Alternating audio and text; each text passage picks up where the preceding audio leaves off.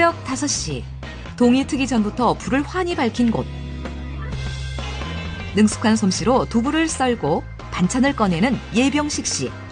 여느 주부 못지않은 솜씨로 365일 주방일을 도맡고 있다는데. 손수 식사 준비를 다 하세요? 예, 집안 살림이고 음식이고 제 손으로 직접 다 하니까 주부라고 보시면 됩니다. 자신을 주부라고 소개한 예병식 씨. 식사 준비를 하다 말고 베란다로 향하는데 손수 음식만 준비하는 것이 아니라 자신이 먹는 채소도 직접 키우고 있었다. 그런데 부추라고 하기엔 좀 두껍고 실파라고 하기엔 좀 짧은 이 채소의 정체는 무엇일까? 제 건강을 지켜주는 비결입니다. 그는 이 채소가 자신의 건강을 지켜주는 최고의 식재료라고 하는데 아침 밥상에 오르는 모든 음식에 넣고 있었다. 과연 이 채소의 정체는 무엇일까? 이거 좀 밀가루 만드는 쌀이에요. 밀의 싹이요? 밀의 순, 밀싹으로 암과 싸우고 있다는 예병식 씨. 10여 년 전에 부신암을 판정을 받고 죽는다는 생각을 했었는데 이걸 그래도 계속 먹음으로써 지금까지 살아온 것이 이게 덕 아니었나 생각합니다. 이름도 생소한 부신암. 그는 암으로 죽음까지 생각했었다는데 하지만 밀싹을 꾸준히 먹고 13년째 건강을 유지할 수 있었다고 한다. 밀싹은 생으로 먹기 어렵기 때문에 대체로 즙을 내 음식에 활용한다고 한다.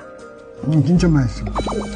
현재의 모습은 죽음을 생각할 정도의 깊은 병을 앓았던 사람으로는 보이지 않았는데 청천벽력과도 같은 암 선고. 당시 그는 수술조차 할 수 없을 만큼 위중했었다고 한다.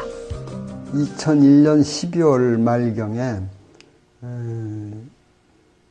신장 부신암이라는 그 병명도 새로운 거 처음 듣는 소리 들어가지고 동맥, 정맥 여기 이제 침범이 돼가지고 수술을 못하게 됐습니다.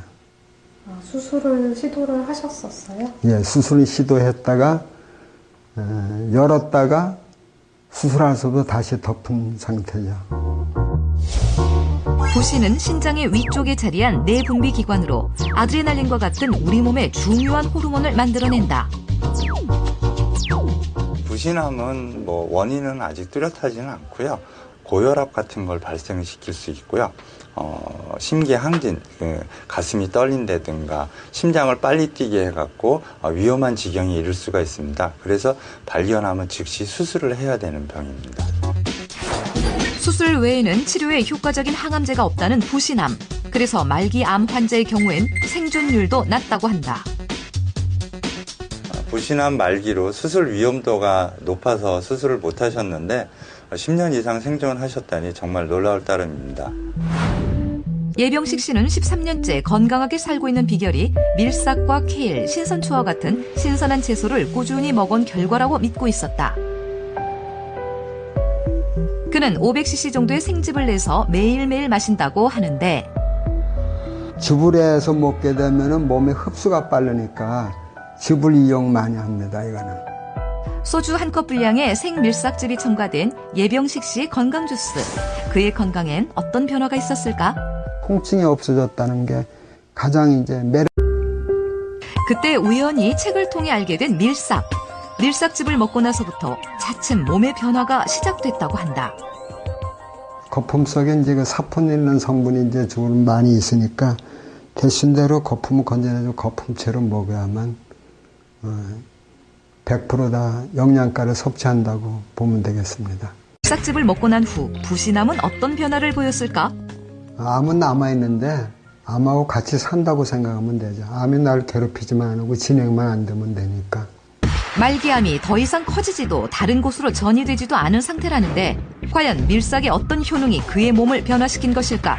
처음에 딱 싹 틔울 때 가장 많은 영양소가 농축이 돼 있어서 밀싹 형태가 가장 많은 영양소를 고농도로 함축돼 있다 이렇게 볼 수 있거든요. 여기 다양한 비타민, 미네랄이나 항산화제나 또 혈구를 만들어내는 그런 엽록소 같은 것들이 충분히 있기 때문에 이걸 밀싹을 충분히 먹으면 건강에도 도움이 되고 결국은 면역력을 높여서 암에도 도움이 될 수 있다고 보겠습니다.